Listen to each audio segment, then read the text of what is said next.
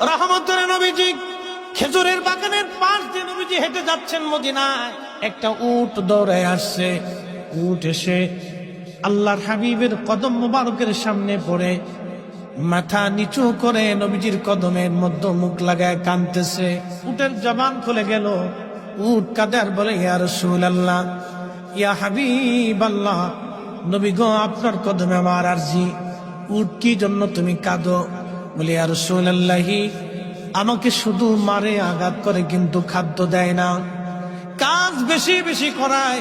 এমন সময় পিছে পিছে ওই মদিনার সেই উটের মালিক দৌড়ায় আসছে। আল্লাহর নবী বললেন, ও উটের মালিক, তুমি কি উটের মালিক? বলে, হ্যাঁ ইয়া রাসূলুল্লাহ। তুমি কি তাকে খাবার কম দাও, কাজ বেশি করাও এবং মাঝে মধ্যে তারে পিঠাও?